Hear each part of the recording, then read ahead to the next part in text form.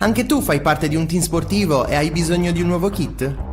Crea ora la tua identità insieme ad Inicri Sportswear. Avrai subito un 50% di sconto e il riassortimento a prezzo bloccato. Oltre 300 sono le società che si sono già affidate a noi. E tu cosa aspetti? Contattaci subito al 379 244 8537 o entra su dinicri.com.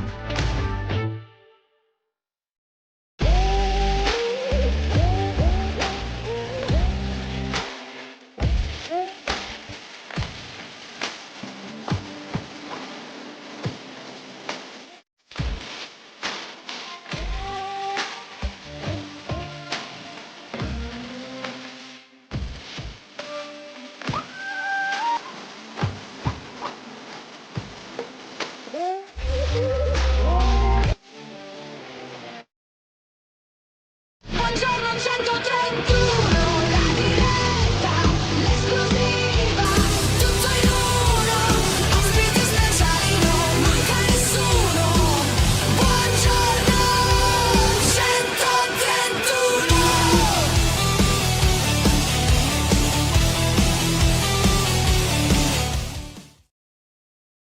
Buongiorno e bentrovati a questo nuovo appuntamento su 131 TV. Bentrovati al format Buongiorno 131 e oggi non sono da solo perché oggi è una puntata sfavillante. E allora facciamo entrare Francesco. Buongiorno Fra. Oggi non sono da solo, mi è piaciuta, invece gli altri giorni eri da solo, vero?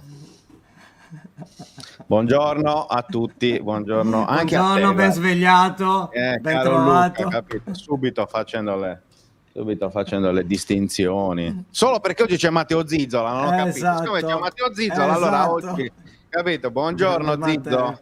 Buongiorno, Matteo. buongiorno, ciao. Ben trovato. Capito? Si fanno le differenze qui, hai capito Zizzo? Vabbè.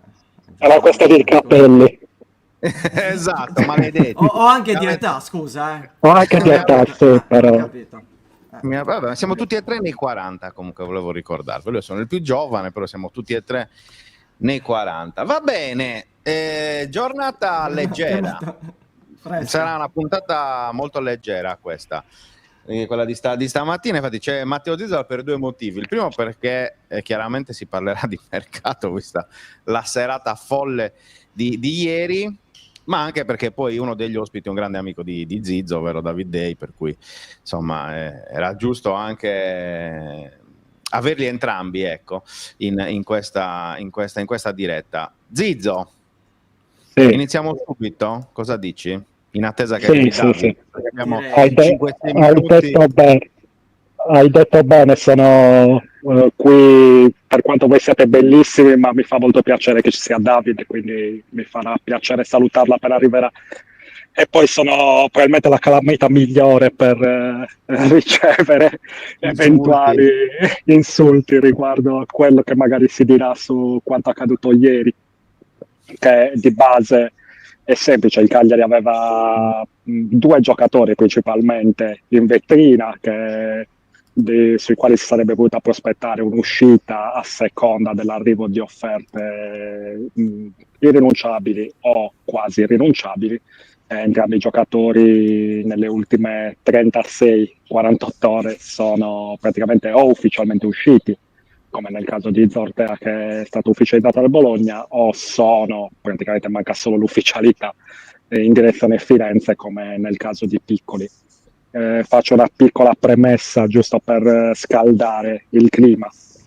Se Zortea... Perché la felpa, perché per quello. Esatto. Io sono all'interno Già i video, sono all'interno del World Trade Center di Rotterdam, quindi mi sento anche... Siamo molto internazionali oggi. Very international. Zortea 7 milioni e mezzo, poi ci sono state polemiche riguardo alle cifre, perché noi continuiamo a sostenere che sia 7 milioni e mezzo senza bonus, altri parlano di cifre più alte.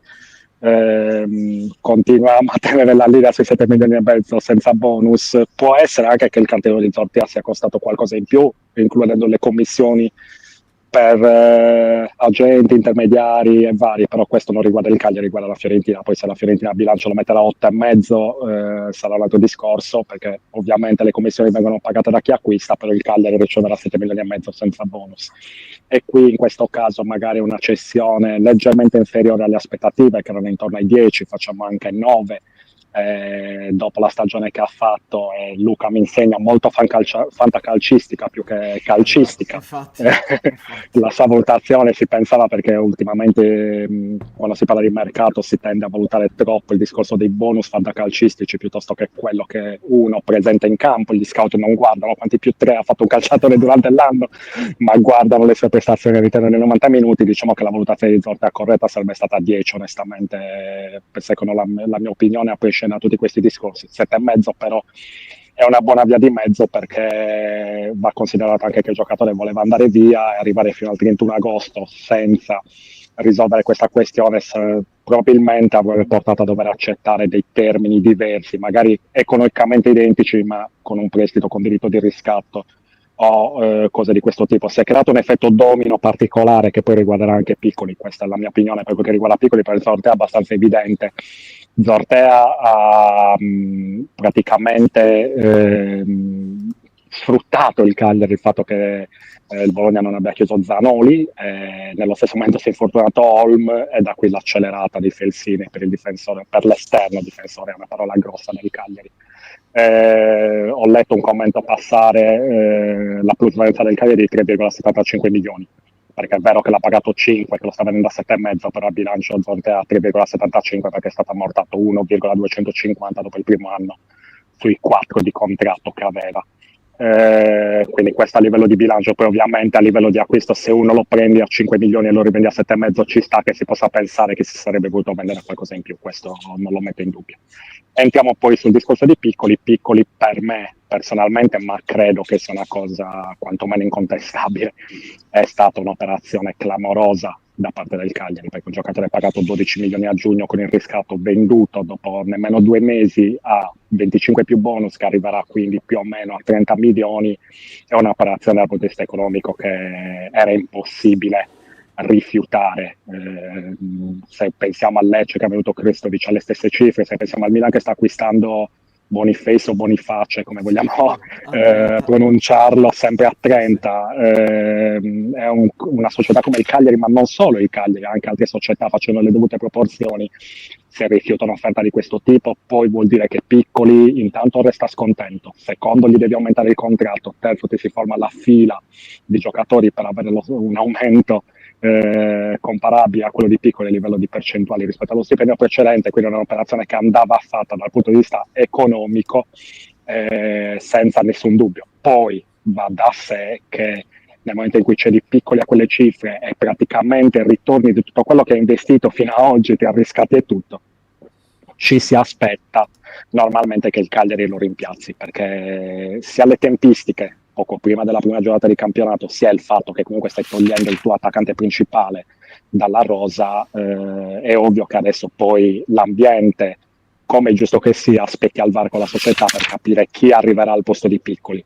E su questo, e poi chiudo giusto per fare una piccola introduzione sul mercato, quello che ho avuto modo di percepire durante la serata di ieri è che il Cagliari non dovrebbe andare alla ricerca di un attaccante pronto, se vogliamo, quindi di un attaccante, andare alla ricerca di un attaccante quale era Piccoli la scorsa estate, cioè un attaccante che o sia in cerca del passaggio per il salto di qualità, oppure un attaccante emergente che nel rapporto qualità-prezzo possa permetterti di crescere con lui e far crescere lui. Da qui anche il nome è venuto fuori ieri da parte nostra e poi rilanciato anche da altri, di Christian Spendi del Cesena. Quella è la tipologia di attaccante, anche per la questione di equilibrio. Il Cagliari comunque ha tanti giocatori, Kilic Soi, Esposito, Luvumbo, Pavoletti, Borrelli, Felici, Gaetano stesso, e quindi inserire un attaccante di primissimo livello che venga a fare il titolare indiscusso potrebbe creare anche dei disequilibri. Detto che se parliamo di Christian Spendi parliamo di un prospetto di assoluto valore, e se dovesse portarsi avanti una trattativa che non è ancora iniziata nel concreto, allora a quel punto diventerebbe una cosa interessante come mia opinione personale.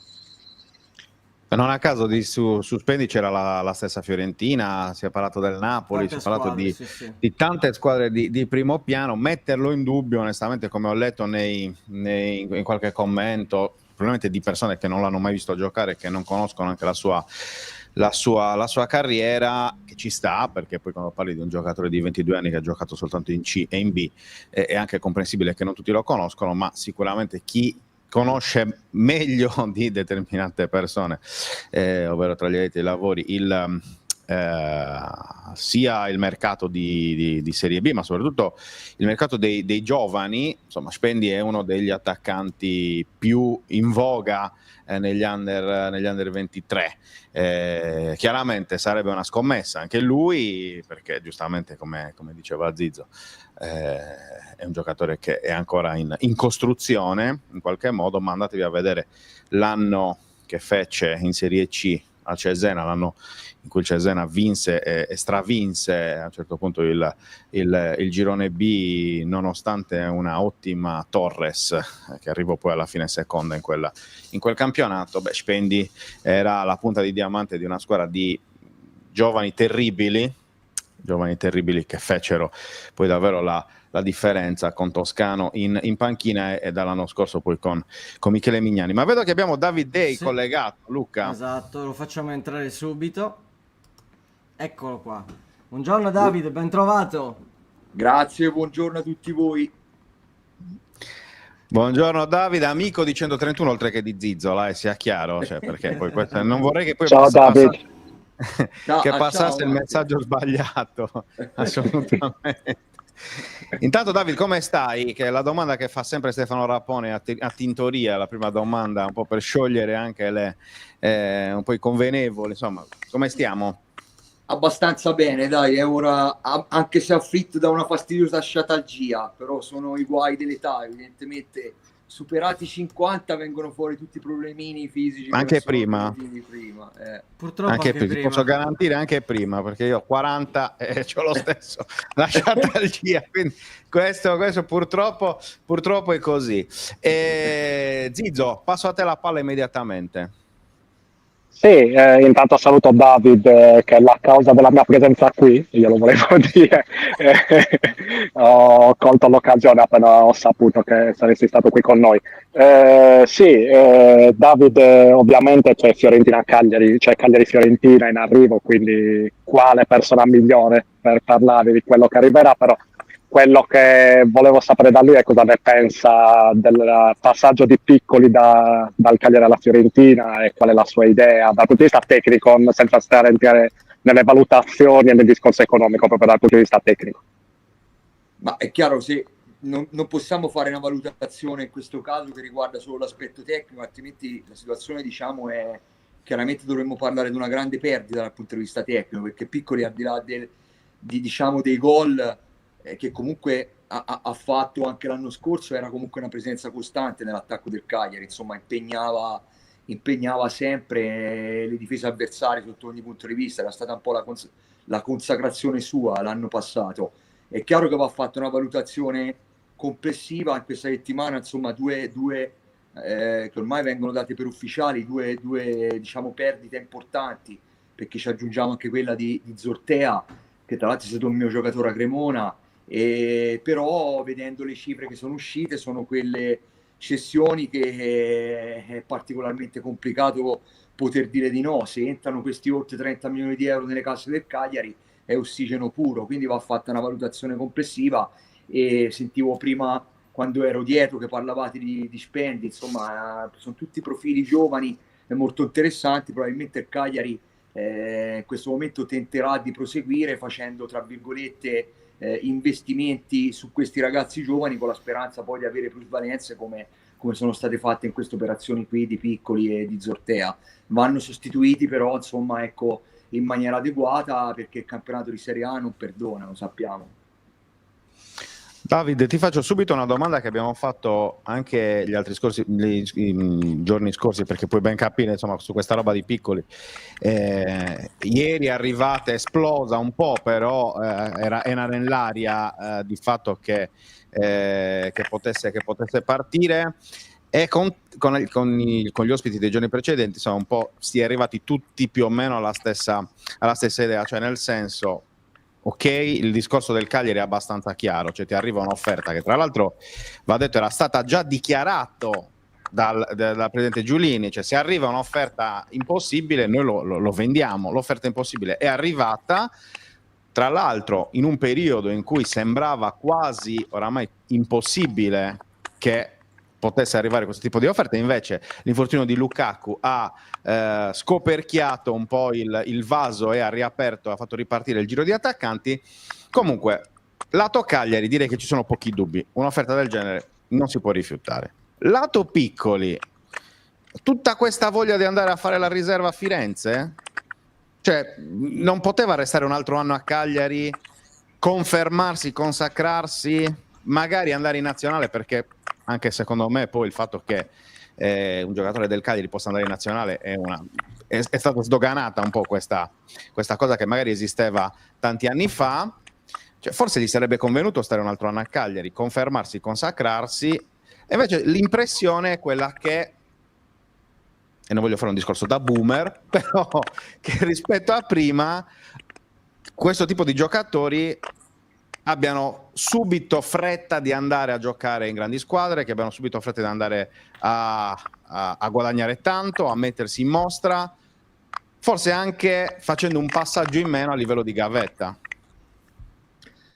Sì, diciamo che queste sono le tue valutazioni sono assolutamente pertinenti. È chiaro che noi nella testa dei piccoli non ci siamo, possiamo fare una valutazione esterna, però io ricordo, ti faccio un esempio di quando ero io a Cagliari, su un giocatore per farti capire come operava, secondo me anche in maniera logica, il presidente Giulini. Poi non sempre le cose, le ciambelle vengono col buco, no? Avevamo allora Cragno, che era un po', diciamo, la punta, diciamo, di diamante di quello che era che era a Cagliari. Era stata data una cifra, ne avevo parlato con il presidente Giulini, diciamo, perché era stato chiesto da diverse squadre, tra cui anche la Fiorentina, ma con richieste economiche che il presidente non reputava, giustamente secondo me non reputava adeguate. Era stata data una cifra oltre la quale non si poteva dire di no, perché il problema qual è? Tu puoi anche dire come presidente, impazzisci e dici io no, il giocatore lo voglio tenere, non accetto, però il giocatore poi come resta? Perché il problema è quello, se tu togli la possibilità al giocatore di andare in un'altra squadra, la volontà del giocatore diventa particolarmente importante in queste situazioni. Quindi penso che Piccoli col suo entourage avrà fatto le sue valutazioni e sicuramente ha dato il beneplacito, ecco, per questa operazione. Una volontà di rimanere a Cagliari probabilmente avrebbe spostato, secondo me, un po', diciamo, quello l'esito della trattativa finale, ecco. Chiaro che probabilmente ci saranno state delle garanzie anche che la Fiorentina ha dato al ragazzo, anche se poi sono tutte cose sempre dette prima, ma poi il campo te lo devi guadagnare con le prestazioni. Il ragazzo sa che va in una piazza dove potrà molto probabilmente fare anche le coppe europee, lo reputa probabilmente un salto e lo è di qualità, però poi bisogna vedere anche quanto gioca e, come dici te, quanto ha la possibilità di potersi mettere in mostra, ecco. Però posso dire un qualcosa, nel senso che non è che magari la Fiorentina poi alla fine vende Ken.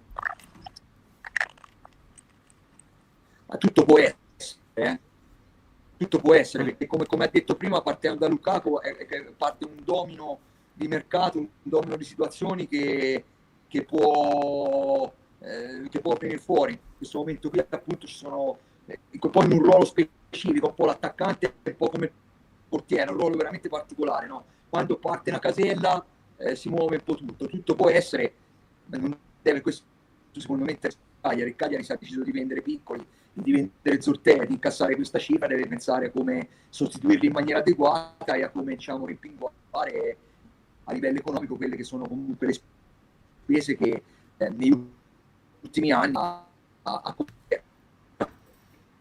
sono anche gli anni che ero lì, ora il secondo meno, perché era l'anno diciamo del trasferimento alla Sardegna Arena e c'erano state delle spese per lo stadio, si permetteva degli sborsi diciamo un po' fuori. Adesso negli ultimi anni dal dopo Covid ha dovuto, secondo me, insomma, il presidente Giuliani ha avuto degli anni in cui ha perso, cioè i bilanci parlavano chiaro, quindi non si può più permettere, secondo me, grossi voli pindarici a vedere da fuori quando non notizie interne. Però credo che sia una gestione oculata, una gestione anche giusta, che purtroppo dal punto di vista dei tifosi Cagliari meriterebbe sicuramente qualcosa di più, perché giustamente rimane ancora il miglior piazzamento, l'11° posto di quando c'eravamo noi, e quindi insomma negli ultimi anni, e quindi io i tifosi li comprendo, soprattutto quando poi in questa gestione incappi anche in retrocessioni amare come quella capitata qualche anno fa a Venezia, insomma, ecco. Però quello che succede dalle altre parti secondo me deve interessare poco al Cagliari, devono avere ben chiaro quello che devono fare loro.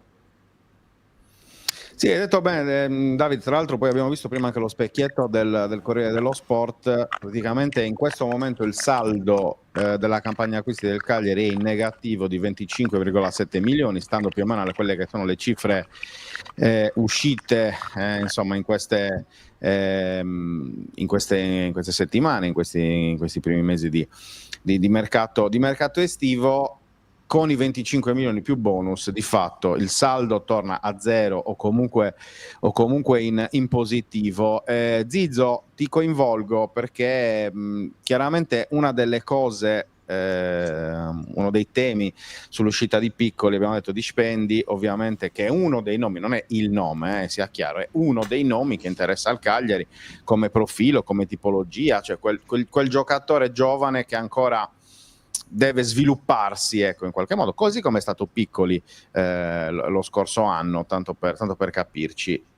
Ora però ti chiedo, al di là del fatto della curiosità, del fatto che Piccoli potrebbe giocare contro il Cagliari domenica nell'esordio in Serie A, però c'è il discorso del reparto offensivo rossoblu, che è passato in un secondo. Prima era troppo affollato, adesso sono andati via Zortea e Piccoli, e sembra, anche leggendo dai commenti, c'è una preoccupazione esagerata da parte dei tifosi che insomma possa effettivamente andare male la stagione. Secondo te sono giustificate queste preoccupazioni così alte, ecco?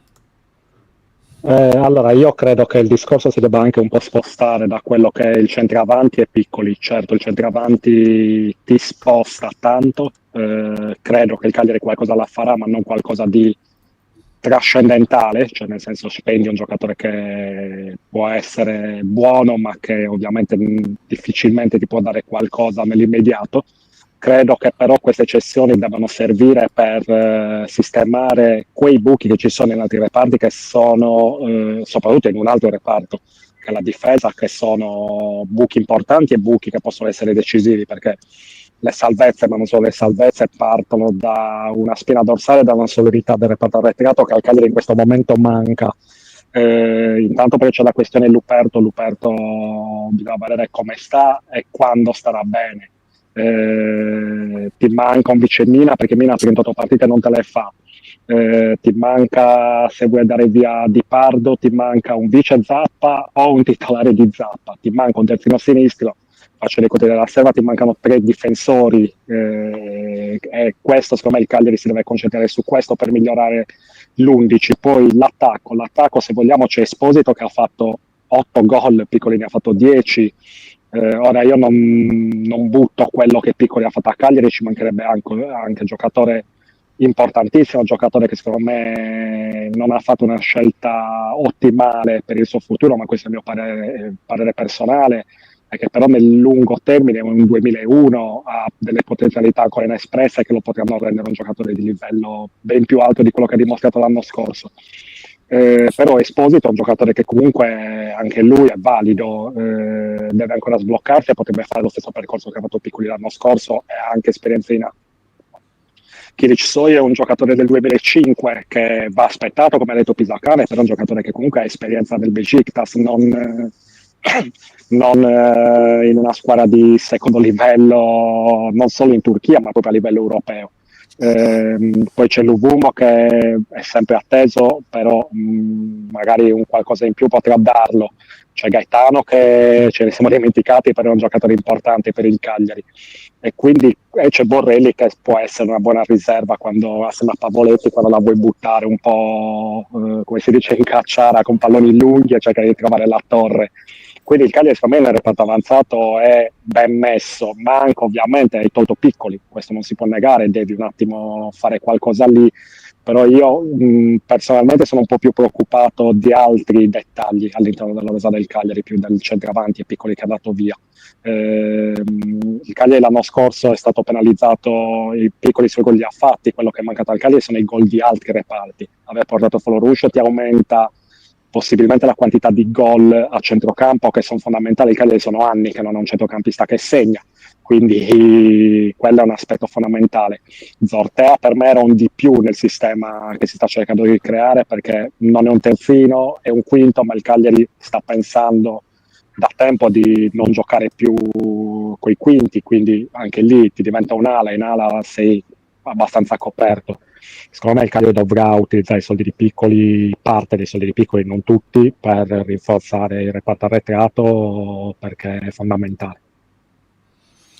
C'è una domanda che sottopongo sia a David che a Zizzo, che è quella di Fabrizio, che dice: forse Piccolo era più importante nel sistema Nicola di quanto non lo potrebbe essere nel sistema di Pisacane. Cosa ne pensate, David?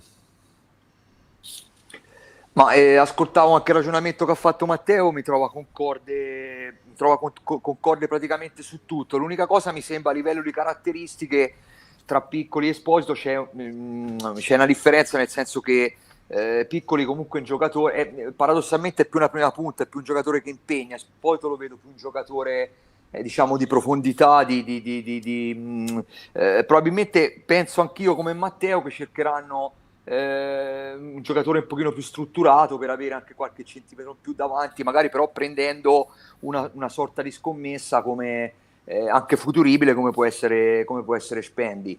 Per quanto riguarda il sistema di gioco, sì, nel sistema di Nicola sicuramente era importante. Io non ho ancora molto ben chiare le idee di quello che sarà quello che vuole fare Pisacane o che ha in mente lui, anche perché spesso si parte con un'idea, ma le squadre che partono poi per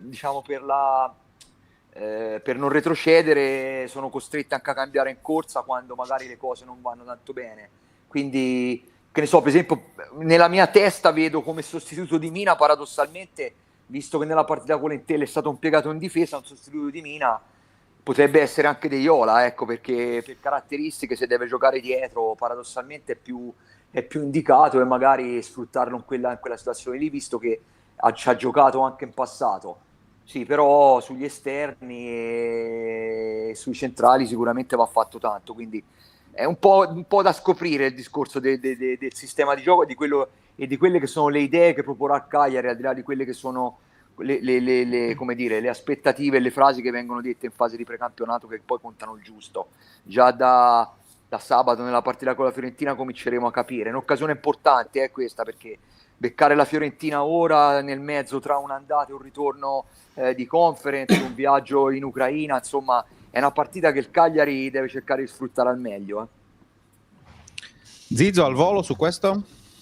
Sì, io non credo che il Cagliari nella cessione di Piccoli sia stato fatto un discorso tecnico, nel senso che si cerca altra tipologia di attaccante, lì è arrivata l'offerta irrinunciabile, l'hai dato via, però quello che io ho notato nella strategia che Pisacane sta cercando di applicare è quella di un Cagliari che cerca un po' più il recupero palla e poi direttamente in avanti in profondità, e in quel contesto Piccoli probabilmente è meno funzionale di quello che può essere un attaccante come può essere Esposito, come può essere Kilic-Soi. D'altronde una cosa che ho notato subito guardando sia parte del precampionato sia partita con l'Entella, è una cosa che io a Cagliari non avevo mai visto negli anni recenti, negli ultimi 4-5 anni, che è quella che gli attaccanti non vanno dietro la linea della palla. gli attaccanti del Cagliari stanno sopra, non rientrano. Piccoli restava assolutamente attaccante puro, sempre e comunque anche in fase di non possesso, quindi il Cagliari cerca di recuperare la palla e poi andare subito sul riferimento offensivo. Entrambi gli attaccanti fanno quel tipo di lavoro, quindi non è solo uno che resta lì da solo, erano Piccoli e Luvumbo spesso e volentieri in questo precampionato contro l'Entella.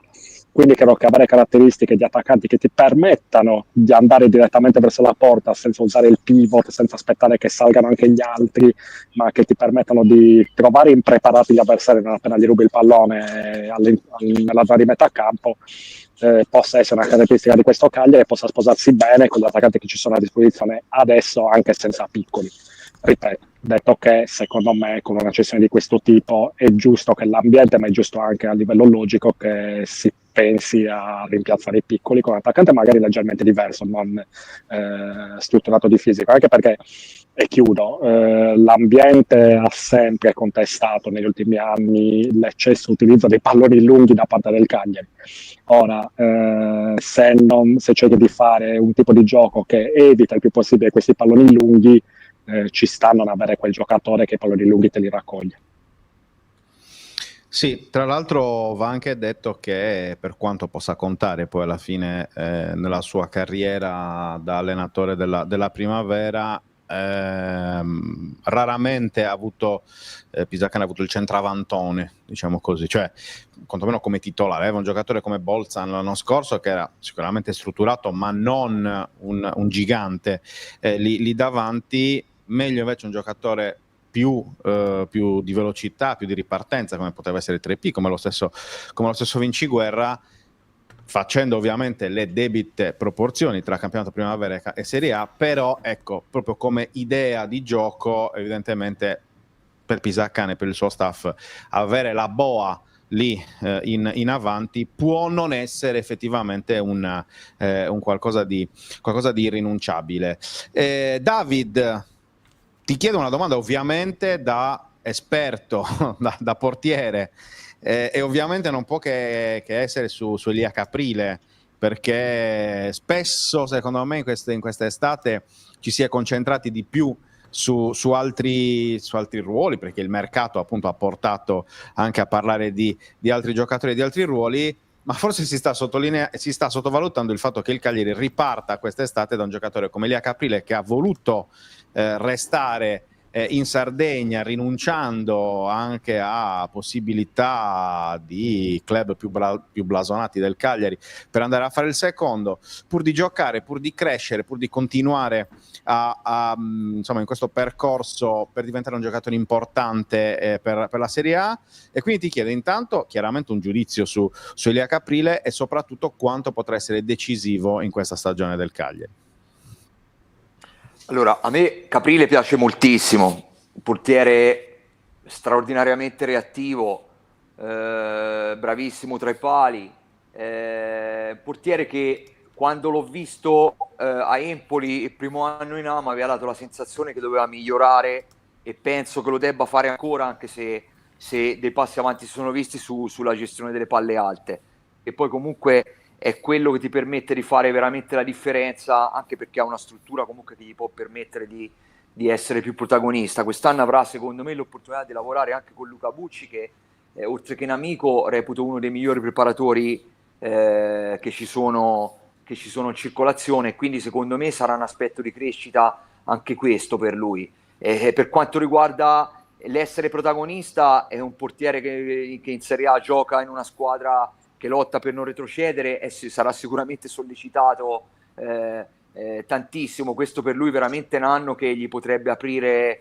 se le cose vanno come tutti sperano, sia a livello di squadra che a livello suo individuale, gli potrebbe aprire degli scenari che sono particolarmente interessanti.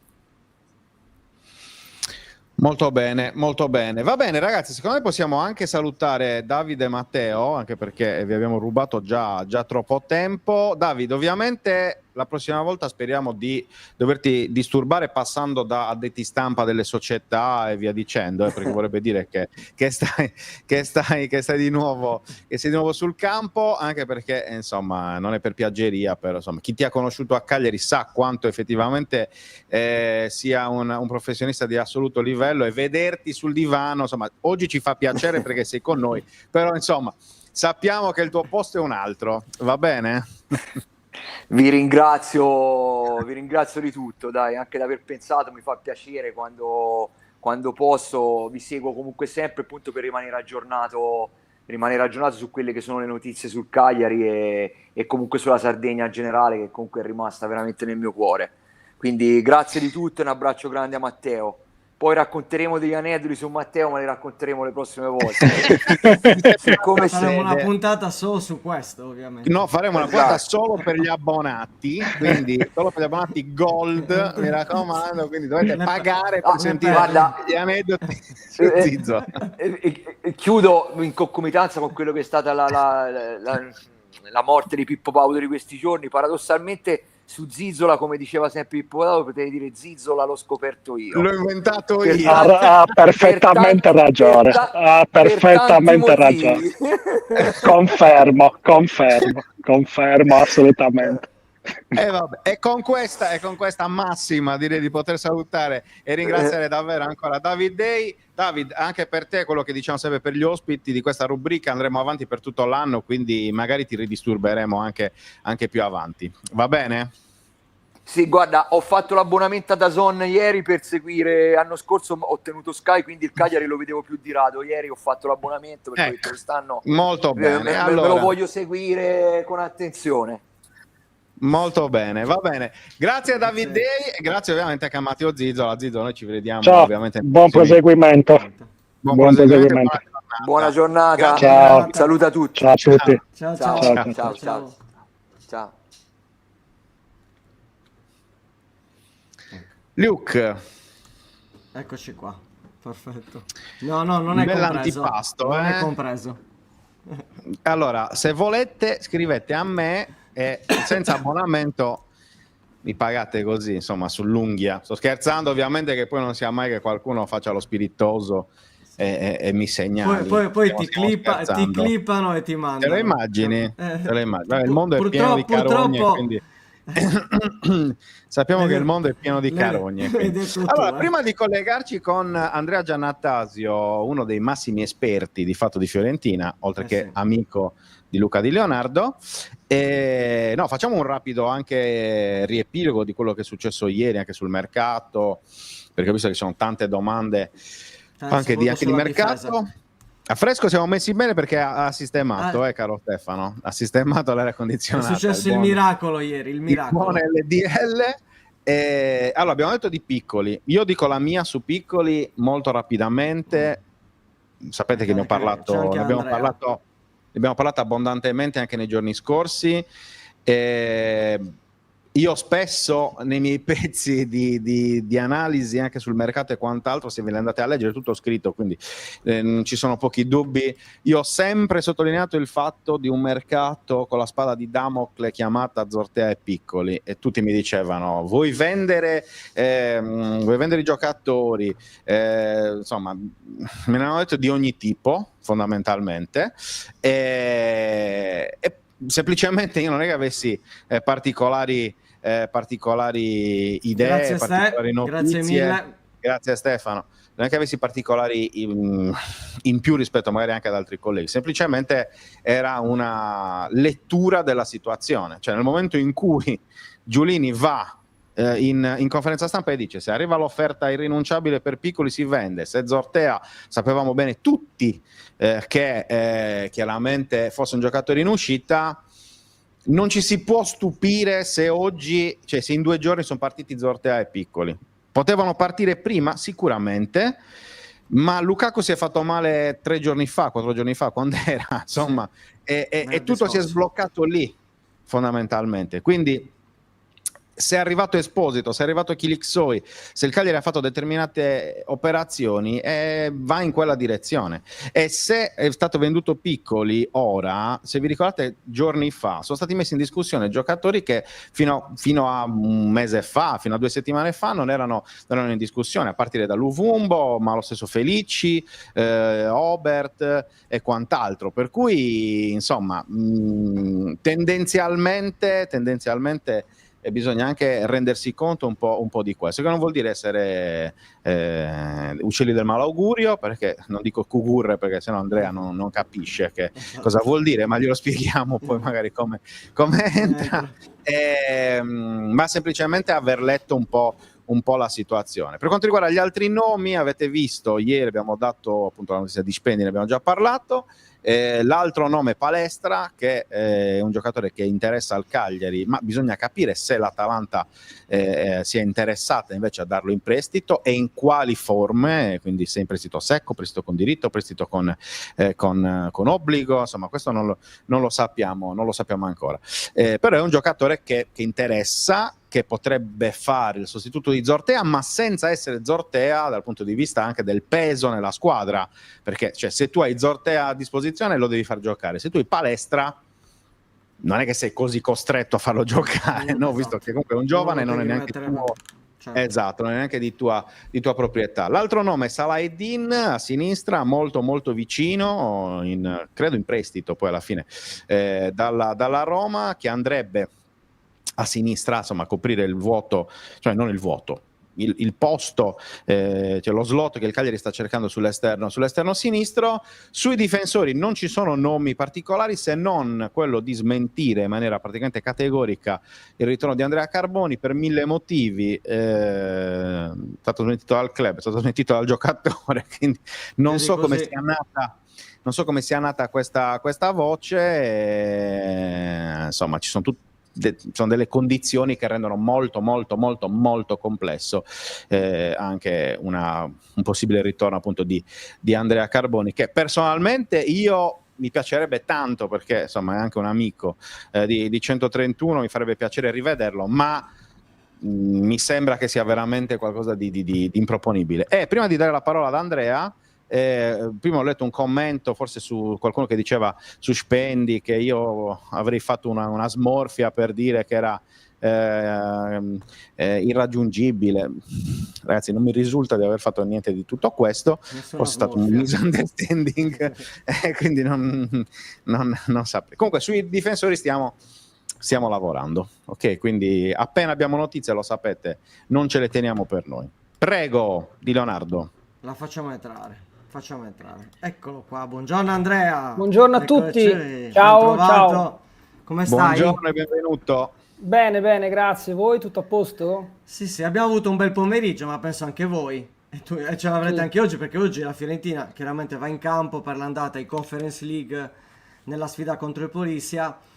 Ci sono tante domande, Andrea. Però la prima è ovviamente su Roberto Piccoli. Volevo dirti che so che cosa vuol dire Cugurra, perché attenzione. come tu sai Luca, io ho fatto, ormai è da un po' che non vengo in Sardegna per le ferie, ma ho fatto quasi 20 anni di ferie in zona Villa Simius, e quindi qualche cosa di sardo conosco, e quindi Cugurra mi ricordo che era uno che poteva portare male, non portare iella. Esatto, bisogna partire dalle basi, per cui insomma, bene. Abbiamo notato che è uno dei pochi, e questo lo dimostra, che non sbaglia la pronuncia di Villa Simius, perché di solito è Villa Simius. No, Villa Simius, assolutamente. Da subito, grande Andrea. Bene, Andrea, dici un po', raccontaci un po' sul fronte Fiorentina, questa accelerata su Piccoli, questa trattativa, cosa tutto può voler dire, perché sai, noi da qui ci siamo fatti un'idea, però è giusto sentire anche l'altra campana, perché anzi, la campana vera, perché poi di fatto insomma è lì che balla un po' il tutto. Ma allora ci sono due cose che mi hanno stupito di questa operazione. Intanto la rapidità con cui si è conclusa, nel senso che la Fiorentina seguiva Piccoli da tempo, in realtà seguiva più punte come Ioannidis del Panathinaikos o il Lekena, mi sembra si pronunci così, del Monaco.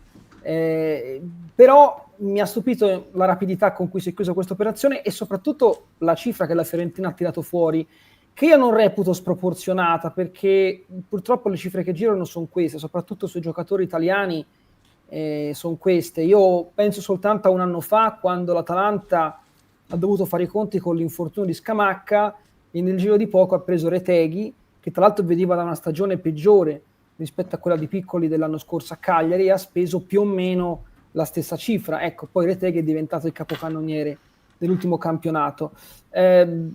Mi stupisce perché la Fiorentina non è una società abituata a spendere insieme, tutti insieme, 25 milioni, peraltro per un attaccante che secondo me giocherà tante partite, sarà nell'idea di Pioli un titolare insieme a Ken, ma magari non le giocherà tutte, quindi insomma è un investimento importante. Io credo che siamo in una fase storica della Fiorentina dove insomma c'è la voglia di provare a fare qualcosa di serio, perché si avvicina il centenario, e credo che la Fiorentina si sia resa conto che in questi anni tante piazze medio-grandi hanno vinto. Ha vinto Bologna, ha vinto Bergamo, ha vinto Roma e non ha vinto Firenze, quindi c'è la volontà di vincere qualcosa, il riferimento alla Conference League o magari la Coppa Italia, e quindi quest'anno e anche il prossimo, anche con l'arrivo di Pioli, si vuole provare a vincere qualcosa, e Piccoli è un nome che chiaramente va a rinforzare il reparto avanzato. Se pensate che lo scorso anno, anzi 2 anni fa, pardon, ma anche lo scorso anno, la Fiorentina aveva Nzola e Beltran come attaccanti, l'anno scorso Ken, Kwame, Beltran, insomma quest'anno avere Ken, Piccoli e Dzeko, insomma si alza chiaramente il livello, e è un grande acquisto secondo me, è un ottimo giocatore, e penso che potrà fare molto bene alla Fiorentina, ve lo dico sinceramente. Quindi sono convinto che sia un affare per entrambe le società, anche perché insomma sono tantissimi soldi quelli che incassa il Cagliari. Certo, lo dicevate voi, il tempo per reinvestire questo denaro non è molto, però insomma sicuramente il presidente Giulini farà qualcosa, mi pare ovvio.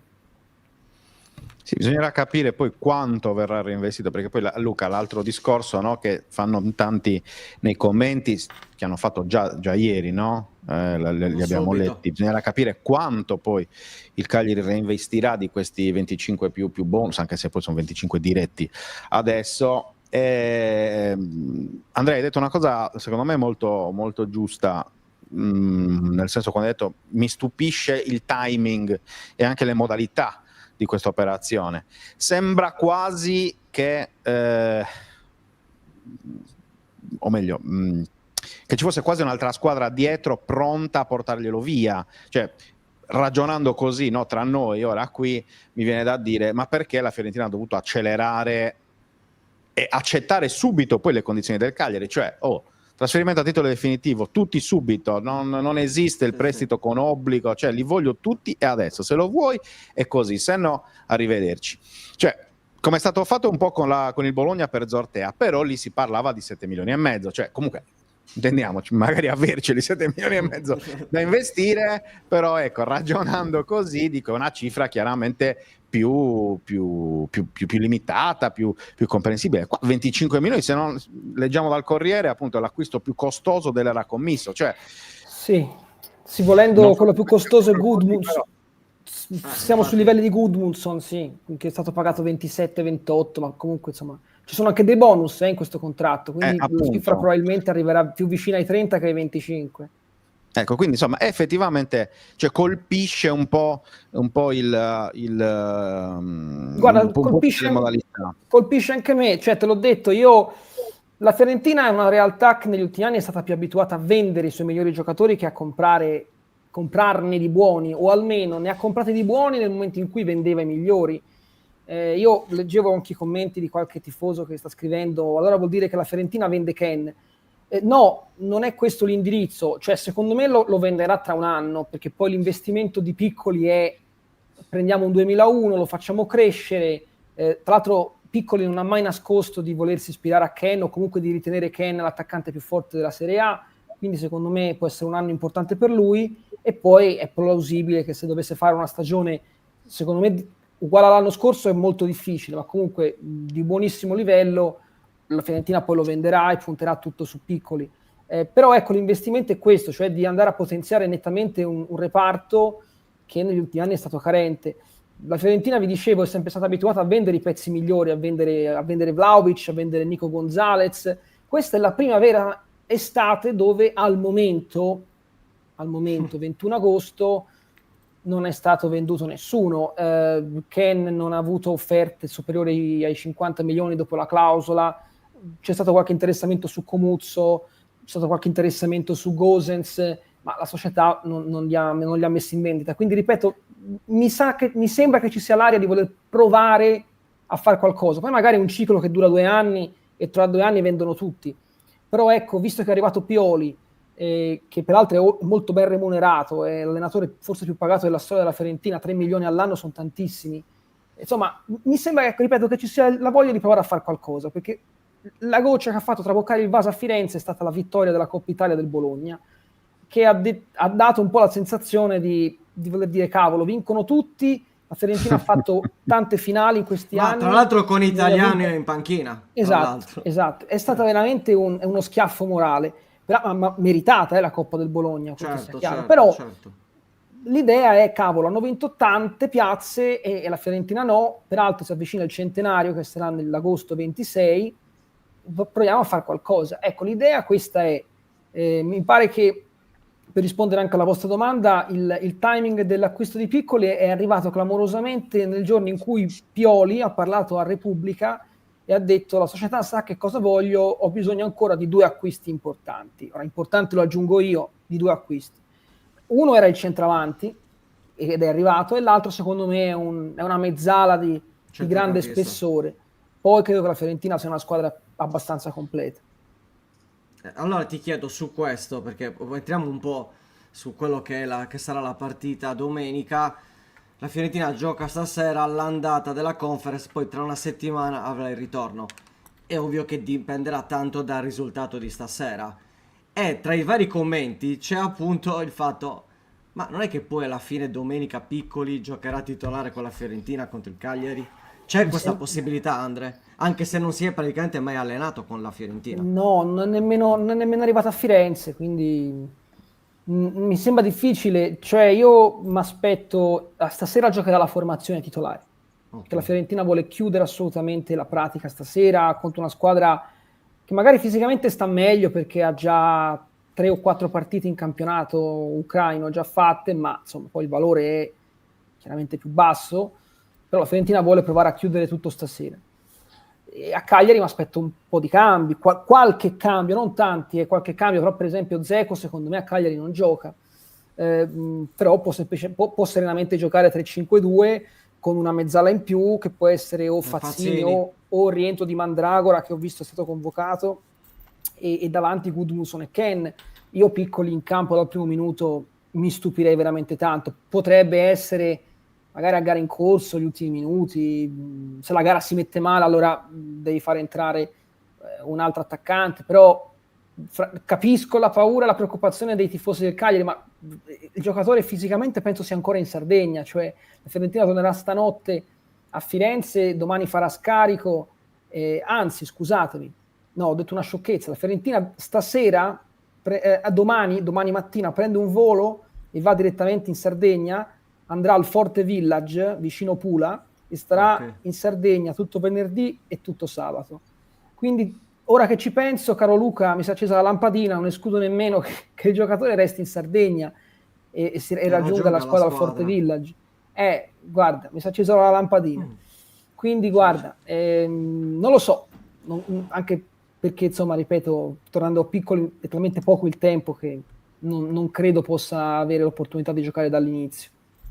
Ok, invece qual è l'ambiente a Firenze? Nel senso che da quel che ho sentito, insomma, sai che comunque seguo Radio Firenze Viola e quindi sento un po' il termometro dei tifosi della Fiorentina, poi ho anche diversi amici. Era un po' inaspettato questo acquisto di Piccoli, però rispetto alle scorse estati vedo meno polemiche. Poi non so se si aspetta le prime partite, però diciamo che come estate è stata meno calda da quel punto di vista. Guarda, in parte sì, perché come vi dicevo la Fiorentina per il momento, ore 10:54 del 21 agosto, non ha venduto nessun big io per big intendo Ken, intendo Goodmanson, intendo Gosens, Dodò, De Gea. Comuzzo, De Gea, cioè, per il momento sono rimasti e l'idea è quella di tenerli.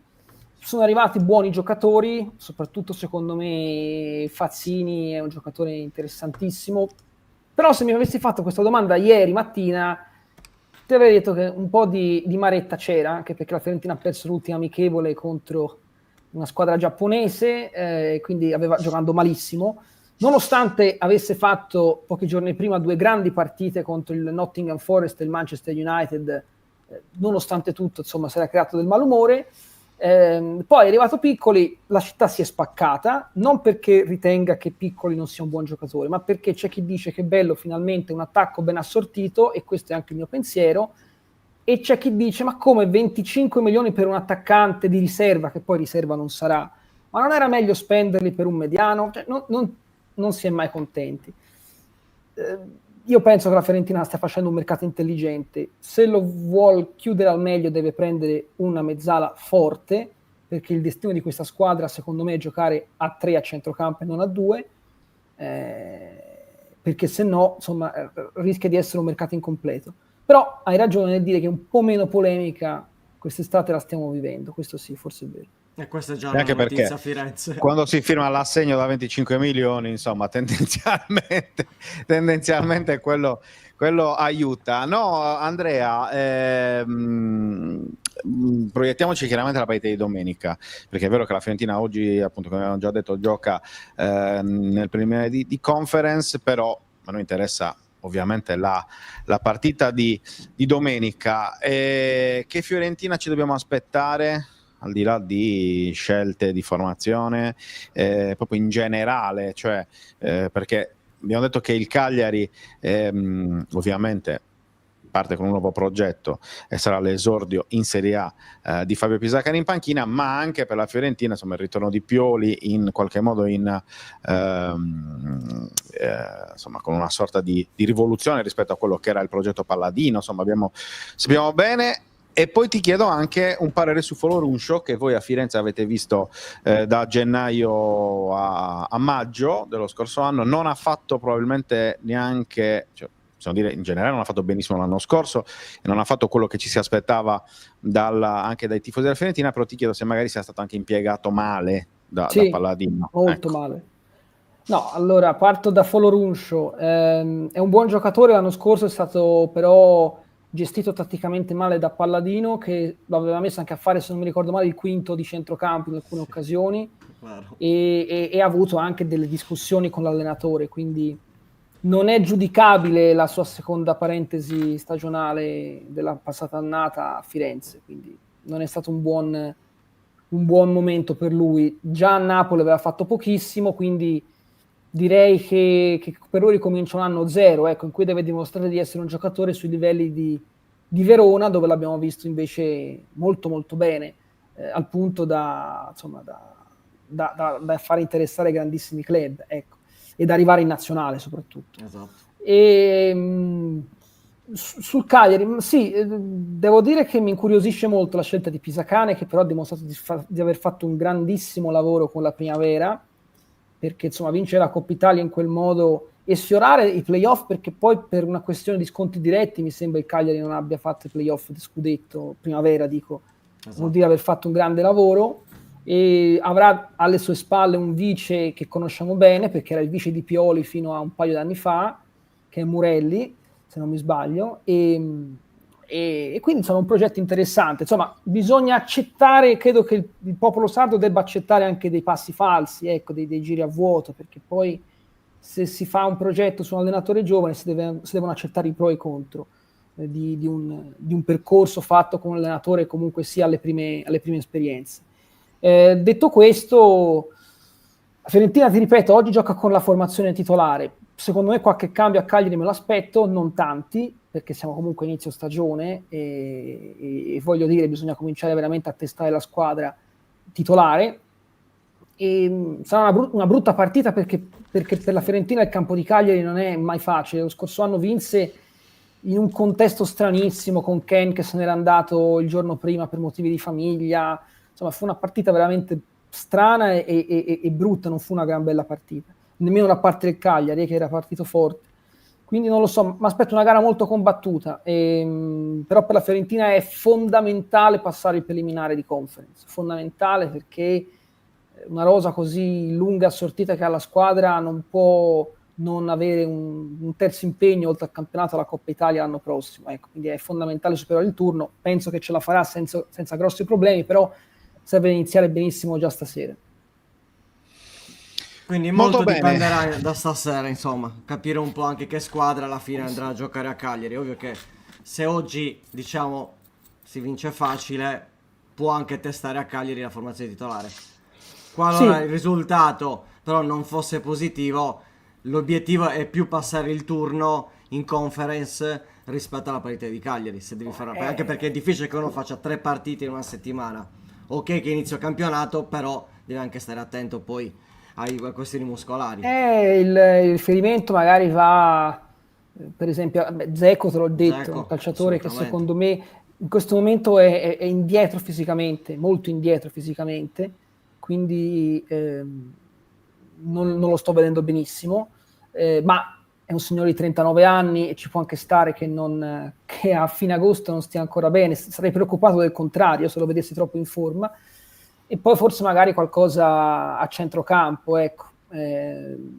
La Fiorentina secondo me ha un grosso problema che non ha un'alternativa a Fagioli in regia. Può farlo Mandragora a quel ruolo, ma Mandragora ha saltato tutta la preparazione perché ha avuto un problema a inizio luglio e si allena in gruppo da 5 giorni al massimo, quindi non lo so, secondo me a Cagliari vedremo un 80-85% della formazione di stasera, che tra l'altro è quella che Pioli ha utilizzato contro United e Forest nelle 2 amichevoli più importanti dell'estate, peraltro ripeto ben figurando perché insomma, Quindi pareggiato... Pongracic titolare? Sì, Pongracic sta facendo molto bene, a parte con la squadra giapponese con cui la Fiorentina ha perso, ma lì un po' tutti hanno fatto male, però sto vedendo veramente una buona difesa, anche se mi risulta che Pioli più che la Fiorentina vorrebbe un centrale veloce, cioè starebbe cercando un centrale rapido, perché la Fiorentina è una squadra che gioca particolarmente alta, soprattutto a 3 attaccanti, Gudmundsson, supportati, Ken e tra Dzeko, l'altro. ha bisogno di un centrale rapido. E al momento non è che Comunzo, Pongracic e Ranieri siano, forse Ranieri, ma non è che siano molto rapidi, ecco, come difensori. Perfetto. Andrea, prima di salutarti, 3 domande rapidissime, proprio risposta secca, perché ci sono alcune domande dei nostri commentatori. Intanto quella di Corrado che chiede se la Fiorentina ha giocatori in esubero che possano essere utili al Cagliari, nome nel caso, Ma qualche guarda, nome? leggevo un ascoltatore che chiedeva di Barak, secondo me è un nome, cioè la Fiorentina non lo ha mai fatto allenare con la squadra, è un esubero, è un fuori rosa praticamente, quindi Barak è uno di questi. Poi ora ha ceduto Brecalo a una squadra spagnola, all'Oviedo se non mi sbaglio, e Ha rimane... accettato? Penso di sì. Rimane Iconè però è un giocatore che prende un sacco di soldi, prende 1,5 milioni se non mi sbaglio di stipendio, quindi per carità anche Barak prende tanti soldi, però secondo me Barak è un giocatore che anche molto più utile perché ha dimostrato di essere un buon giocatore, al contrario di Iconè che è stato un disastro da quando è arrivato in Serie A, un giocatore offensivo alcune volte quando scendeva in campo. Quindi non lo so, non lo consiglio al Cagliari. Barak sì, secondo me può essere un giocatore da Cagliari che può fare molto bene, se ha bisogno Pisacane di un altro centrocampista. Seconda domanda che ci Però fa mi sembra Traccaro. che Foloruscio sia abbastanza simile come caratteristica a Barak, perché è uno che ha Mezzala il tiro che inserimento, entra, quindi, sì, sì. Esatto, quindi non lo so. Domanda secca, meglio la schiacciata o il Carasau, vista la tua esperienza di Sardegna anche? Il Guttiau. Ecco, bella. La terza risposta e poi l'ultima, nome della Fiorentina da consigliare al Fantacalcio, non vale dire Ken. Deve essere a tutti i costi la stagione di Gudmundsson questa. Attenzione. Perché la Anzi, Fiorentina ha fatto... ti dico perché va in contrasto con Luca Di Leonardo, perché No, Luca Di io- Leonardo me l'ha sconsigliato personalmente. Io invece dico che deve essere la sua stagione, ma non è che ho sensazioni. Ha fatto un precampionato normalissimo Gudmundsson, Sì, infatti. però Fiorentina ha investito molto su di lui. Pioli e quando è arrivato ha chiesto con forza che venisse riscattato, e quindi deve essere la sua stagione. Non può non essere la sua stagione. Tra l'altro lo scorso anno, pur giocando poco, perché ha giocato poco, è stato il giocatore con la media gol più alta. Sì, 6 gol in 13 partite. Quindi, e tra l'altro gol pesanti a tante squadre, insomma, alla Juventus, al Napoli, al Milan, insomma, ha fatto reti di spessore, quindi deve essere la sua annata. Poi magari il campo dirà altro, ma deve dare conferma del fatto che la Fiorentina ha investito quasi 30 milioni tra l'anno scorso e quest'estate per acquistarli. Sai te perché la me l'ha faccio io consigliato, l'ultimo. Andrea? Aspetta, Sai perché me l'ha infatti. consigliato? Perché se l'è preso lui poi, capito? Perché se nella sua formazione Gudmundsson se l'è preso, quindi non voleva. Quindi capito? esatto, Cioè, era infatti proprio una cosa Andre, totalmente. ovviamente è un giocatore che al fantacalcio è assolutamente consigliato, ma ti faccio io l'ultimissima, ma chi li batti i rigori? È Gudmundsson. Quindi Gudmundsson il primo e Ken il secondo rigorista? Più o meno. Ma guarda, se giocano Ken e Piccoli, io penso che dopo Gudmundsson ci sia Piccoli, perché Ken non è un rigorista. Ken ne ha più sbagliati che fatti l'anno scorso, quindi io sinceramente suggerirei dopo Gudmundsson Piccoli, che mi sembra sia un buon rigorista, no? Sì, per quelli che ha battuto li ha segnati, quindi ci O sta. Mandragora, Esatto. anche Mandragora è un buonissimo rigorista. Ok, però Bel Gudmundsson è il primo giocatore. rigorista, perfetto.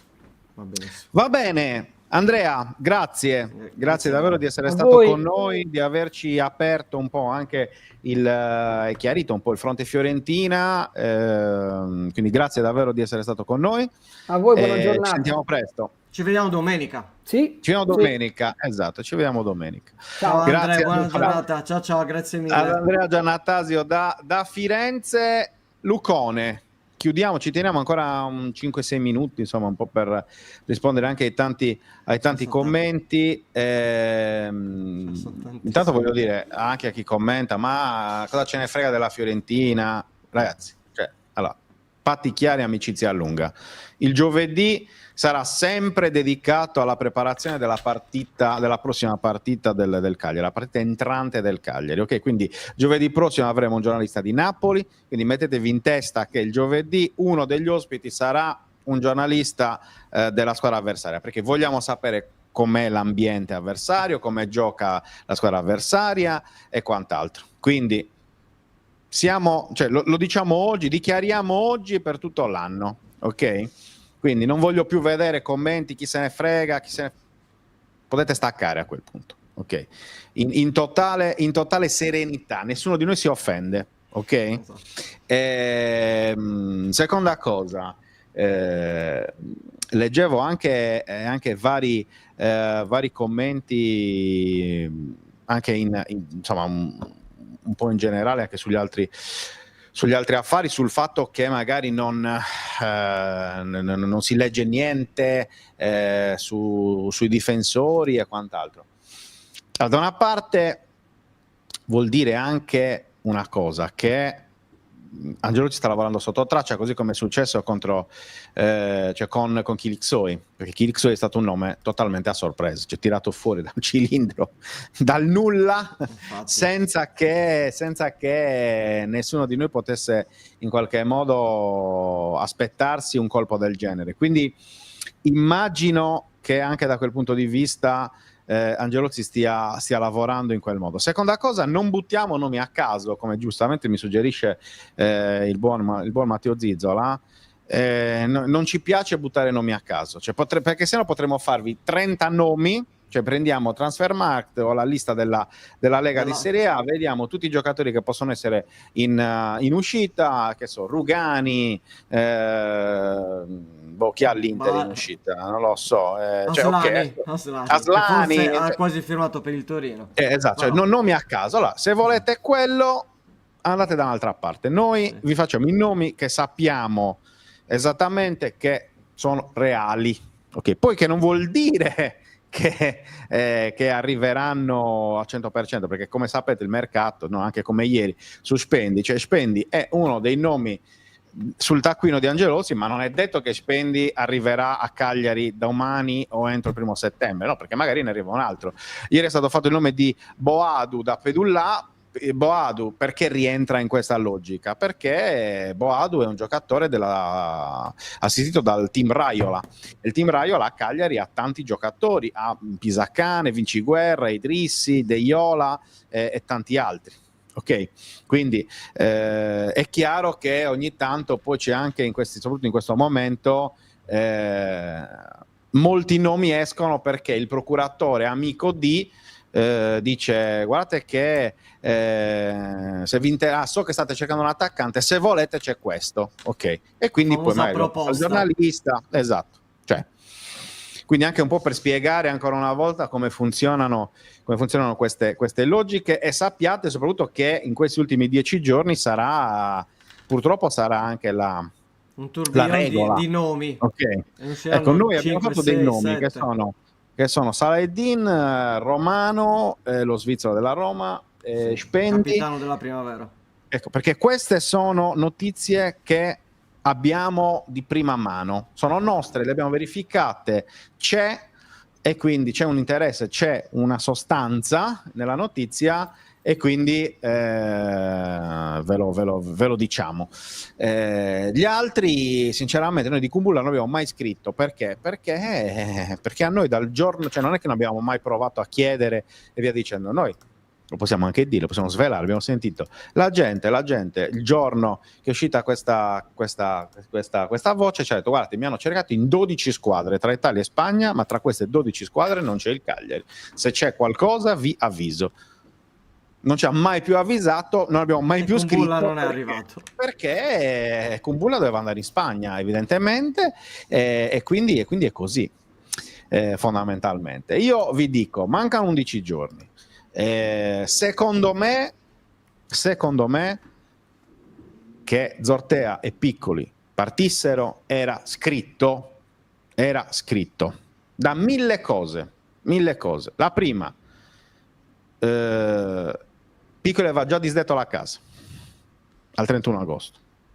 Ora non vuol dire niente, perché Nandez lo faceva ogni estate e poi dal 1° settembre rinnovava, quindi questo non necessariamente è una notizia, ok? Però è un indizio, è una cosa che va segnata. Seconda cosa, Piccolo non ha mai parlato durante il precampionato, mai. Non ha parlato in conferenza stampa, non ha parlato ai microfoni sul palco. Quando io ho provato un po' a stimolarlo sul palco di Ponte di Legno, l'unica domanda a cui ha risposto è il difensore che ti ha messo di più in difficoltà, quindi una domanda totalmente da 0-0. Idem, non ha parlato sul palco di Cabras, non ha rilasciato interviste. Ecco, oramai, dopo 15 anni e più di esperienza, quando tu vedi tutte queste situazioni, idem per Zortea, sia chiaro. Ha fatto quell'intervista a Sky all'inizio. Idem per Zortea. Quindi, sono tutti dei segnali che poi vanno sempre in una direzione, ed è questo. Ok? E quindi la cessione c'è stata. Poi, dico un'altra cosa. Su Zortea io ero molto più ottimista a livello di cioè che la cessione si potesse chiudere rispetto a Piccoli, e soprattutto non pensavo che Piccoli venisse venduto a queste cifre. Ve lo dico proprio con tutta la sincerità che come sempre penso che mi contraddistingua. Cioè io sinceramente pensavo che alla fine Piccoli restasse a Cagliari, da un certo punto di vista, perché dubitavo che ci fosse qualcuno pronto con la valigetta famosa con 25 milioni più bonus, ok? E il fatto che siano stati venduti il 20 agosto, insomma intorno al 20 agosto, a 10 giorni dalla fine del mercato, una volta che all'inizio di agosto non si muoveva niente, era l'unica possibilità, secondo me, perché se non si è mosso nulla prima c'è un motivo. E torno a dire, se Lukaku non si fosse infortunato, ragazzi, io non so, onestamente, ve lo dico, se la Fiorentina ieri sarebbe potuto andare da Angelozzi e da Giulina a dire, signori, questa è la cifra, me lo date Piccoli? Quindi secondo me tutto quello che è successo è stato frutto del fato, tra virgolette.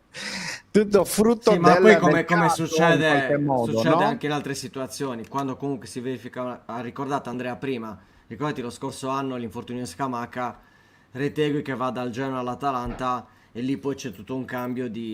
perché il Genoa poi prende Pinamonti che quest'anno non ha rinnovato, tra l'altro un altro giocatore che comunque ha più o meno la stessa situazione di Piccoli e Pinamonti, un altro giocatore che non può stare a Sassuolo, e poi il discorso, secondo me, basilare è la volontà del giocatore.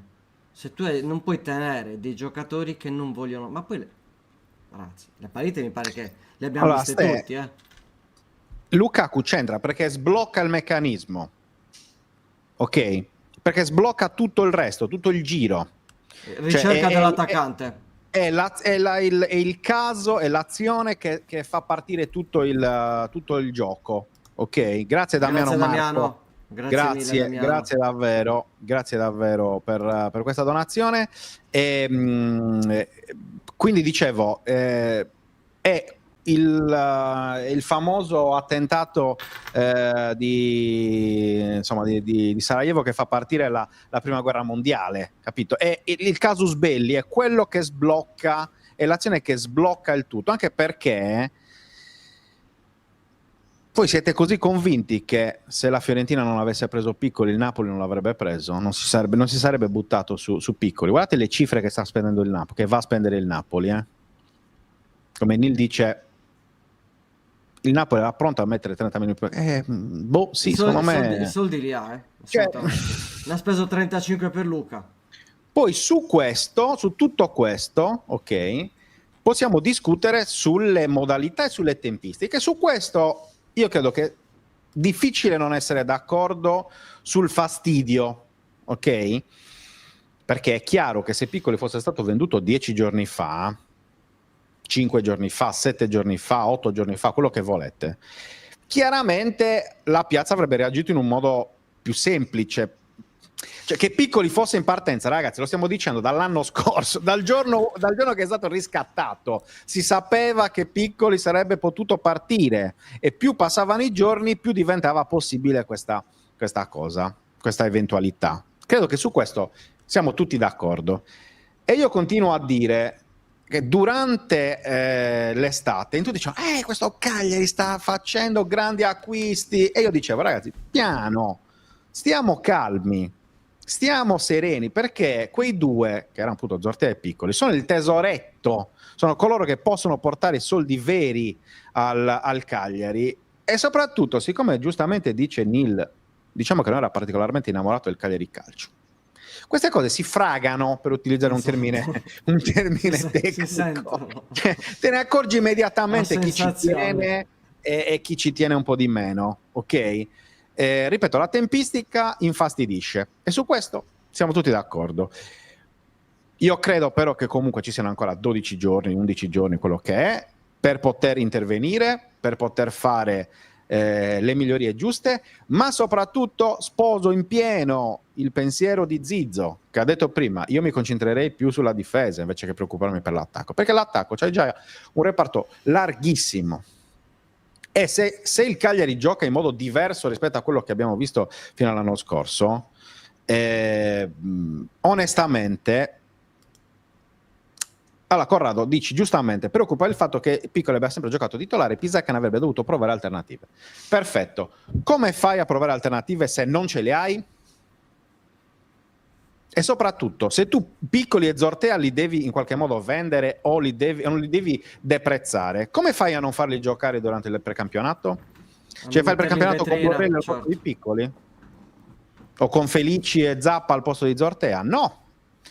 Si può discutere sul fatto, e torno appunto al discorso della tempistica, per quello, ok? Perché il fatto di non averli venduti al 1° luglio, di non essere riuscito a venderli il 1° luglio, e chiaramente ti condiziona quelle che poi sono anche le scelte di formazione. Tu hai fatto un precampionato in cui Kilixoy è arrivato, non mi ricordo che giorno, Esposito è arrivato praticamente una settimana fa, e tutti i giocatori sono arrivati Kilixoy è tardi. arrivato. Coloruscio è arrivato tardi. Sì, tutti dopo. Cioè tu hai fatto un precampionato con Vietesca titolare in difesa, Vietesca e De Iola coppia centrale nella difesa a 4, ok? Quindi è chiaro che il mercato incida chiarissimamente su quelle che poi sono le scelte di formazione e anche le scelte tattiche, ok? E come dice anche Zizzo, e su questo è proprio vero, cioè metti che il Cagliari avesse venduto Piccoli il 5 luglio, secondo te l'Inter accettava i famosi 4 milioni per Esposito? Io credo che per meno di 10 non te l'avrebbe mai dato, mai. Quindi, però anche lì c'era la volontà del giocatore, che comunque certo, senza ha dubbio, un valore. ma infatti è quello il discorso. Partiamo Ma infatti da il discorso questo. è quello. Il discorso è quello. E quindi io credo sinceramente che il Cagliari cambierà in questo. Ecco, aspetta, scusami, prima di rispondere, rispondo a questa di Differency. A che serve la preparazione con mercato aperto? A correre. A prepararsi. È brutto da dire, però, cioè, nel senso, tu dai un'impronta a una squadra sapendo che però può cambiare da un giorno all'altro, ok? Senza dimenticare il fatto che comunque il Cagliari la prima punta l'ha presa in questo mercato, ne ha preso 2 perché sono Borrelli e Kilixoy, ok? Uno molto strutturato che ti serve se devi buttare palle alte alla fine, oppure anche magari per giocare qualche partita da titolare, oppure e cioè l'altro è il turco giovane. A me sembra Rooney come movimenti, come tipologia, come caratteristiche, come polpacci e quant'altro. Ecco, è una prima punta atipica sicuramente, ok? Però di fatto ora è una prima punta, ok? Bisognerà capire quanto ci metterà a recuperare la condizione. Ma ieri qualcuno mi diceva, ma se il Cagliari prendesse Taremi, mamma mia, Taremi quando lo recuperi? A novembre? Ha fatto 0 allenamenti durante l'estate, 0. No. 0. 33 anni, Serve uno giocatore pronto, sicuramente di livello internazionale, quello che vuoi, però cioè, quanto ci mette a entrare in forma? Tanti infortuni. Il Taremi di turno, sempre che poi un Taremi accetti Cagliari fino in prestito per un anno, cioè, perché poi bisogna anche ragionare anche su questo. Per cui io capisco ovviamente il dispiacere, capisco il fastidio, capisco anche quest'onda un po' depressiva, passatemi il termine, è sempre brutto da utilizzare, però insomma, per capirci, perché la depressione è seria, chiaramente è ben altra cosa, però ecco, per semplificare un po' alla Carlona il discorso. Però, cioè ragazzi, io sinceramente ad Angelozzi io mi tolgo il cappello di fronte a quelle che sono le 2 cessioni di Zortea e Piccoli, anche perché vai a recuperare quello che hai investito quest'estate con 2 giocatori.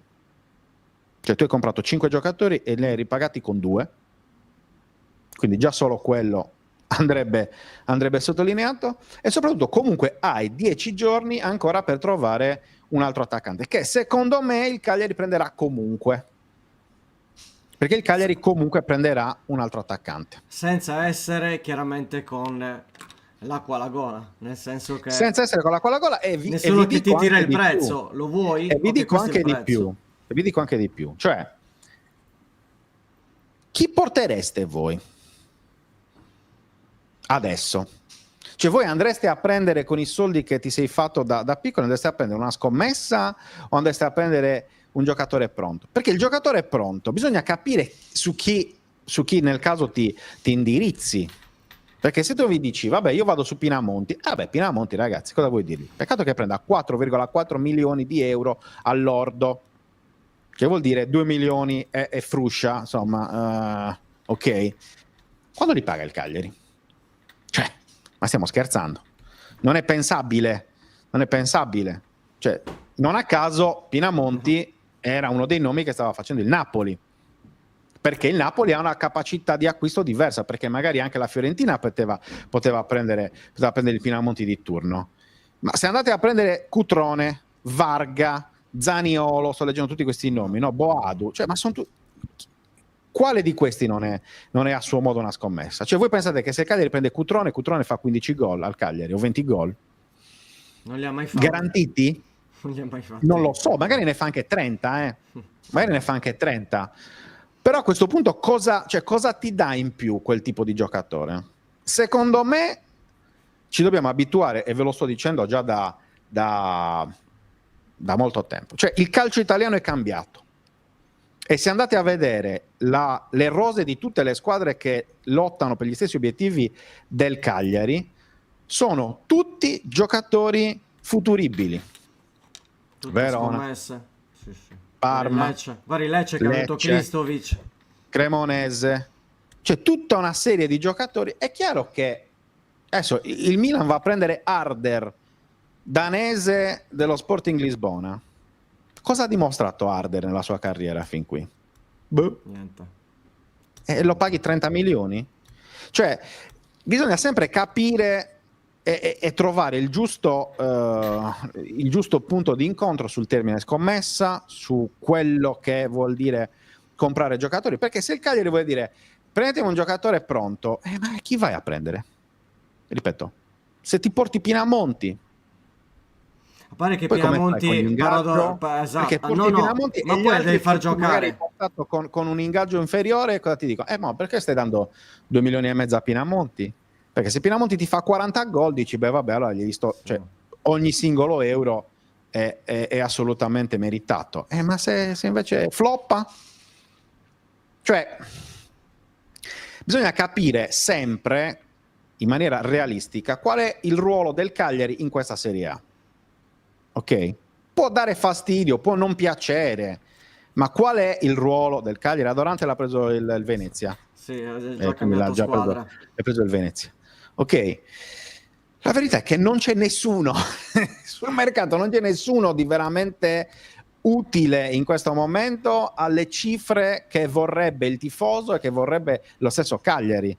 Ok, quindi Posso Colombo al intervenire? Genoa e Pellegrino il Parma, se te lo vende a 25 No, milioni. non Quanto te hai lo pagato dà, piccoli? no, non te lo dà. Ma poi Sanabria, secondo me non era un profilo interessante. Sanabria, dai. Non Spendi possiamo tirarlo è fuori. il giocatore, Sì, la tipologia di lui. giocatore giusto. Ok? Ma poi scusa, Fra, Ma non perché Piccoli come veniva a Cagliari lo scorso anno? Con che etichetta veniva a Piccoli a Cagliari? Come bomber? O come scommessa? No, ma è quello. Cioè, allora, il Cagliari non è in questo momento in grado di prendere giocatori fatti e finiti, ma la stessa Atalanta sostituisce Retegui con Kristovic, che comunque è un giocatore che ha fatto bene in questi 2 anni di Serie A, ma non è che ha preso Højlund di nuovo dal Manchester United. Cioè, non è che dice vado a prendermi un giocatore pronto, mi riporto Højlund. No, va a prendere comunque un giocatore che ha il famoso delta, no, di crescita, di potenziale, su cui puoi fare una plusvalenza, perché questo è il gioco che fanno tutti, che fanno tutte le squadre medie, piccole, ma anche le grandi, perché oramai, va detto, il campionato italiano è un campionato di livello inferiore rispetto ai top. C'è poco da fare, se no Modric arriva a 35, cioè arriva a 40 anni Modric. Non ti dico di portarlo a 28, ma almeno a 35, arriva a 40 anni, a fine carriera, ok? Quindi questo è un po' il discorso, che non vuol dire spegnere il sogno dei tifosi, non vuol dire spegnere la passione, ci mancherebbe, assolutamente. Però bisogna anche capire in maniera realistica e con il buon senso dove siamo e di che cosa stiamo parlando. Perché se si fa solo un discorso meramente legato alla piazza, cioè al proprio orticello, e allora da lì non si va mai avanti. È vero. Capito? Quindi, e sui difensori, dice Corrado, parlando dei difensori, non possiamo rischiare di prendere giocatori come Azidiakos e Vietesca, immagino che sia poi con Vietesca. Io credo che quella sia stata la cosiddetta tramvata, come si dice a Roma, no? c'è una lezione abbastanza importante per il mercato del Cagliari, e non è un caso secondo me che infatti poi si cerchi sempre di guardare l'Italia al mercato italiano, ok?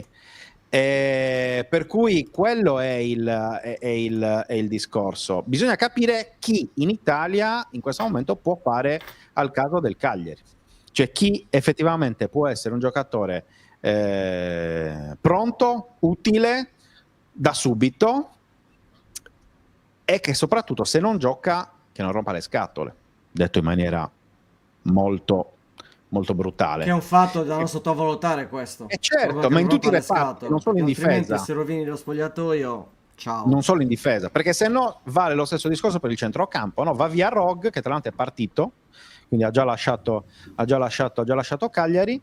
Come lo sostituisci? Le cose sono due. Allora, o porti uno da fuori di esperienza, però lo aggiungi a un reparto già fatto di gente esperta, e non tutti giocano, e quindi devi già andare a trovare i giusti equilibri per tenere buono chi non gioca tutte le partite. Oppure la seconda strada, che secondo me è quella che farà il Cagliari, ed è quella per me più intelligente: punti sui giocatori giovani che hai già in rosa, quindi appunto come dicevamo ieri, Cavuoti, Liteta e quant'altro. Questo è un po' il discorso. Poi ripeto, bisogna sempre capire quella che è la giusta, il giusto punto di equilibrio. Ecco, io ero sicuro che Piccoli e Zortea sarebbero partiti per un discorso meramente finanziario, perché sennò sarebbe stato, cioè non mi tornavano i conti, ecco, diciamo così. I conti non tornano, certo. Ora i conti tornano. E infatti è appunto sono due cessioni che riequilibrano in qualche modo anche il peso di mercato che ha il Cagliari in questo momento. Corrado, entrambi di base Liteta faceva il play in primavera e Cavuoti potrebbe nel caso farlo, ma è anche Mazzitelli, quindi cioè, io credo che se non Alternative gioca ne Totti, hai. gioca Mazzitelli, poi in seconda battuta magari appunto qualcuno dei due giovani, per cui insomma adesso voglio capire un pochettino. Io non voglio dare un giudizio oggi, perché secondo me ora vince la pancia, nel mio ruolo, nel nostro ruolo non sarebbe giusto, e quindi la pancia la lascio giustamente a chi ogni giorno paga il biglietto, paga l'abbonamento e giustamente si lamenta.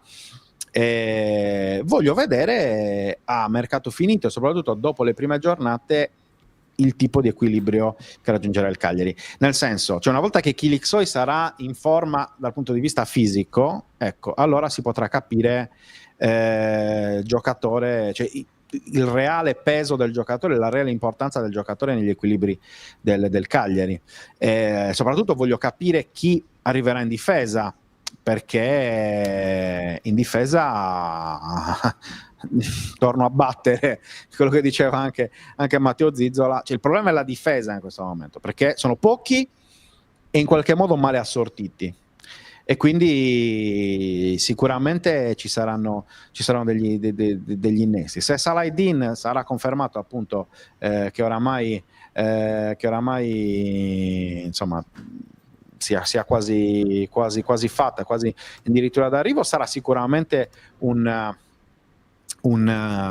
rinforzo interessante sulla fascia sinistra. Se poi dovesse prendere dall'altra parte Palestra, sarebbe sicuramente un altro molto interessante.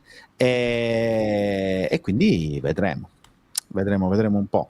Borrelli non è senza senso, Alessandro, perché Borrelli va a tappare il buco del vice Piccoli, giocatore di fisico che l'anno scorso è mancato tutto l'anno, per cui mentre Alberto, che chiede di Kilixoi più una mezza punta, una seconda punta, no, un attaccante vero. I gol li ha fatti quando ha giocato a punta centrale. La seconda punta la può fare perché fisicamente non è un colosso, ma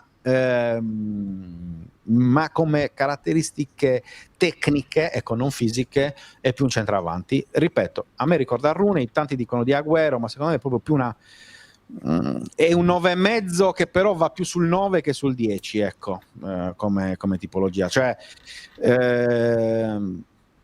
un 9,5 classico che abbiamo visto a Cagliari è stato João Pedro, no? negli anni scorsi, però João secondo me era appunto più 10 che 9. Sì. Ecco, invece Semi Kilisoi è più 9 che 10, solo che essendo tecnicamente molto forte può fare anche, insomma, può giocare anche come centravanti, ma lui di base è un attaccante. Quindi ripeto, Soldati è tornato in Messico intanto, perché ce lo chiedeva anche già qualcuno di qualche tempo fa. Isaac Success non credo sinceramente, perché è un giocatore, da quello che sappiamo dai trascorsi udinesi, molto complesso da gestire dal punto di vista caratteriale, e il Cagliari anche in questo fisicamente momento non era al 100%. non ha bisogno di questo. Kilisoi ha giocato i primi di conference, ma praticamente ha fatto una preparazione molto, molto blanda, infatti anche a livello fisico, se avete visto le prime partite col Besiktas di inizio stagione, era molto sovrappeso.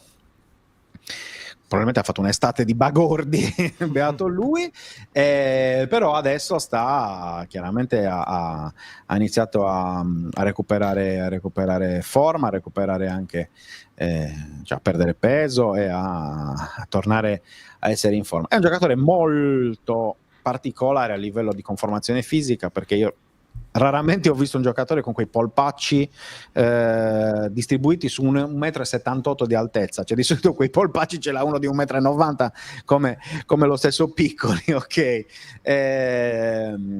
Però ho visto anche un giocatore tecnicamente molto valido, con un tiro molto potente, e che secondo me, se dovesse entrare in forma in fretta, sarebbe davvero un bel acquisto. È chiaro che i punti di domanda ci sono, ma c'erano anche l'anno scorso, signori. Ci sono sempre stati.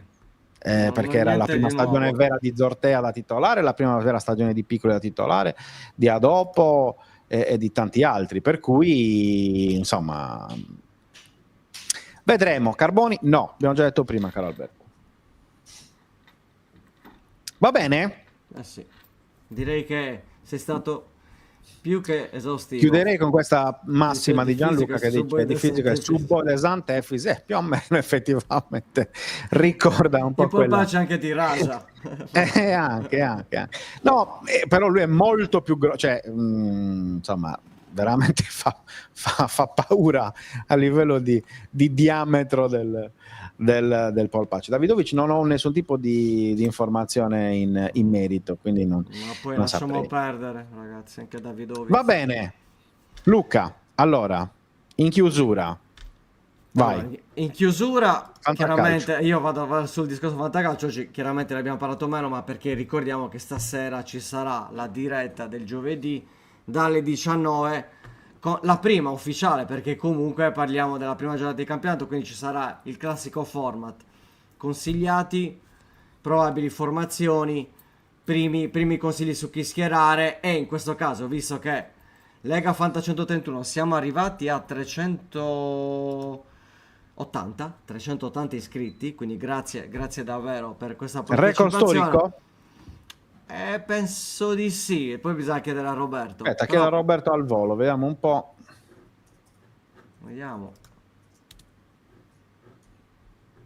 Vediamo la risposta in diretta. Aspetta, ci sono altri 3 che stanno arrivando. 383. Sì? 383. Ad oggi, ad ora. Sì, c'è la presentazione alle 16:30 di Follow Room. Sì, ci saremo ovviamente, poi alle 19 Fanta 131 live, quindi puntata, perché comunque ci saranno diversi temi stasera, perché si avvicina chiaramente la prima giornata, quindi è già tempo di consigli di formazione, non soltanto di mercato, ma col mercato ancora aperto, quindi insomma sarà una bella puntata anche stasera. Quindi vi aspettiamo stasera numerosi. Nel frattempo, per chi ancora non l'avesse fatto, iscrivetevi alla Lega, anche perché è uscito anche l'articolo su 131, però venerdì, quindi domani alle 23 si chiude la prima parte, finisce la prima giornata e poi tra la seconda e poco prima della seconda si apre un'altra settimana per chi ancora non si fosse iscritto, ma non usufruirà dei 6 crediti di bonus di cui usufruiranno chi si iscriverà entro la prima giornata. Questo è importante, perché poi magari dite no, non lo sapevo. Ricordiamolo, entro domani alle 23. Oggi ne si compra, c'è compra chiunque. Grande. Bisogna rifare tutto, ma infatti è un casino, è un casino. Ci sta. No, panchina lunga, sulle riserve panchina lunga, quindi potete schierare tutti i giocatori che avete in rosa, in modo che non ci sono Luca, rischi. questa domanda ce la devi fare a inizio diretta, non alla fine, perché adesso stiamo chiudendo. Ne parleremo, ci sarà modo per parlarne abbondantemente da qua in avanti, tranquillo. Seguici. Avremo modo, seguici assolutamente. E per il resto mi pare nient'altro. Uscirà oggi su Instagram i 4 attaccanti consigliati low cost. Il video tra stasera e domani, adesso vediamo un attimino. Allora, te lo rimetto, Neil. Chiaramente dovete andare su fantacalcio.it. Se non avete fatto l'account, fatevelo, tanto è gratis. L'iscrizione a Fanta 131 è gratis. Vi iscrivete su fantacalcio.it. Se l'avete già l'account, utilizzate quello. Cercate unisciti a una lega Fanta staccato 131. Spunta la voce, parola d'ordine, poi Fanta 131, tutto minuscolo e tutto attaccato. E vi unite alla lega. Ripeto, siamo già a 383, quindi arriviamo a 400 almeno. Allora, rispondo al volo. Grazie Stai, canale Telegram lo spasso. Chiaramente, ecco, l'ultima, giustamente. Per chi volesse supportare il nostro progetto, 0,99 al mese, canale YouTube, e avete accesso al canale Telegram esclusivo per gli abbonati. Quindi potete chiederci chiaramente anche su altri consigli in Ottica Fanta, ma soprattutto avrete 2 mercati extra che vi permetteranno un po' di mettere un po' a posto la squadra. Questo è un ulteriore vantaggio, ovviamente, per chi ci dà fiducia. Ripeto, 0,99 al mese, meno di €1 al mese, mi pare che insomma sia più che altro fattibile. A voi la scelta e di questo ovviamente vi ringraziamo. Rispondo ad Antonio al volo, Fra, che l'ha scritto un po' di volte. Vai. Isaacsen ha recuperato, però ha avuto la mononucleosi. All'inizio giocherà Cancellieri, dovrebbe giocare comunque alla lunga, dovrebbe essere lui il titolare. L'Issato centrocampista sicuramente vale di più rispetto allo scorso anno, ma non prenderlo come un top di reparto, c'è di meglio. Molto bene. Direi che ci vediamo stasera. Eh sì, ore 19, ricordiamolo. Quindi oggi mattina e sera. Quindi siamo assolutamente... Sì, altra cosa giustamente che dice Jeff da Twitch, scaricatevi l'app delle leghe, non quella del Fantacalcio normale, perché per partecipare si partecipa su quello delle leghe, perché noi ogni tanto diamo per scontate delle cose tipo questa qua, vediamo un po', dov'è? Sì, di fantacalcio.it, ok. Questa qua. Dove c'è il maghetto. Esattamente. Perché insomma Poi si può fare anche da PC tranquillamente, attenzione. Tu vai su esatto. leghe.fantacalcio.it. A parte che su Fantacalcio c'è leghe, però per se vuoi saltare questo passaggio è leghe.fantacalcio.it o l'applicazione Leghe Fantacalcio, e lì chiaramente se siete già registrati usate quell'account, altrimenti rifate da zero, ma ci impiegate 3 secondi e mezzo. Va bene ragazzi, Non chiudiamo ce l'hai questa corta. breve diretta, mamma mia, ma oggi era Non si prevedibile, vuole neanche ragazzi. un panino. Grazie, Oggi era grazie, prevedibile Gianluca. con la questione piccoli, insomma ci stava a stare un po' di più. Allora, quindi stasera ore 19. Fanta 121 live per commentare con voi il Fantacalcio, poi 16:30 ci sarà il live testuale della presentazione di Michael Folorunsho. Domani prima partita interna della primavera di Francesco Pisano alle 11 contro la Lazio, a seguire conferenza stampa di Fabio Pisacane, poi sabato diretta per la vigilia, e poi domenica si gioca. Vediamo un po' cosa ha risposto Roberto. 386 è il record storico, quindi non ci siamo ancora. Bisogna arrivare almeno a 387 per arrivare al record storico. Sicuramente, ecco, il record in un'unica lega, perché il 386 era fatto con 2 leghe, 2 competizioni, insomma, cioè 2 leghe diverse, perché chiaramente all'epoca ancora non c'era lo sblocco del numero per arrivare fino a 512, giusto? Sì, Se non sbaglio. 512 partecipanti, sì, l'hanno raddoppiata da quest'anno. Ok. Va bene, per chi ci ha seguito in diretta, grazie davvero a tutti. Per chi ci seguirà in replica, grazie anche a voi. Per chi ci seguirà su Spotify, continuate a farci crescere, a far crescere anche quel canale. Grazie a chi ha donato. Torniamo con Buongiorno 131 Lunedì prossimo, dalle 10 lunedì alle 11. alle 10, esattamente. Quindi lunedì 25. Sì, che poi dalle 10 alle 11 e 11 Vabbè, 10 alle 11 è periodico. 10 alle 11 è garantito. Poi vediamo. Se alle Come 11 dice sicuro. Gianluca, mettete like al video, iscrivetevi al canale, chi vuole si abboni, insomma noi siamo qua a vostra disposizione, più ci aiutate a crescere meglio è. Grazie Stefano, hai regalato un abbonamento al canale 131 TV, chissà a chi, però vabbè, Grazie ci fa mille. piacere. Grazie Ci fa Stefano, piacere, grazie ci fa davvero. piacere così. Ragazzi, grazie, ci rivediamo stasera. Anche Perfetto, con Luca Di stasera. Leonardo. Pensate A stasera la mia alle vita. 19. La mia. Vedo più Luca Di Leonardo che altri. Vabbè, che vi devo dire. Così. A dopo, ciao. Che tristezza. Sigla, ciao.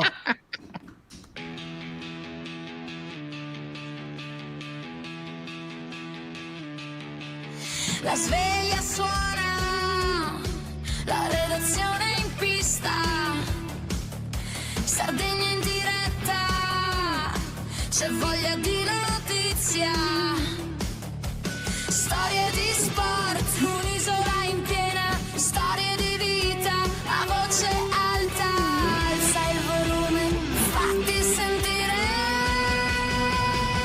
Buongiorno 131, la diretta, l'esclusiva, tutto in uno, ospiti speciali, non manca nessuno. Buongiorno 131.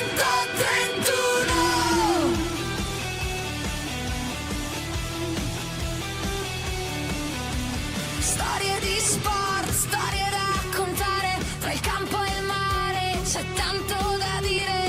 Alza il volume, fatti sentire.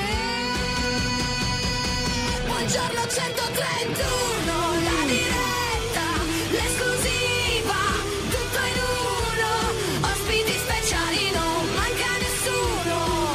Buongiorno 131.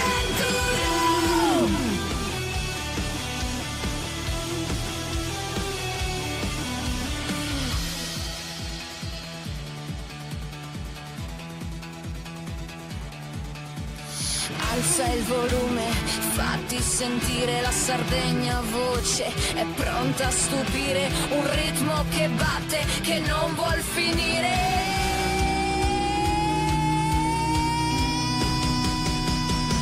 Buongiorno 131, la diretta, l'esclusiva, tutto in uno, ospiti speciali, non manca nessuno. Buongiorno 131.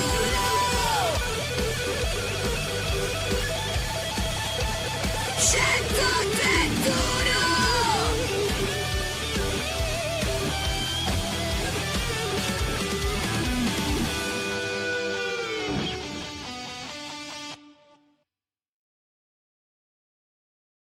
Anche tu fai parte di un team sportivo e hai bisogno di un nuovo kit? Crea ora la tua identità insieme a Dinicri Sportswear. Avrai subito un 50% di sconto e il riassortimento a prezzo bloccato. Oltre 300 sono le società che si sono già affidate a noi. E tu cosa aspetti? Contattaci subito al 379 244 8537 o entra su dinicri.com.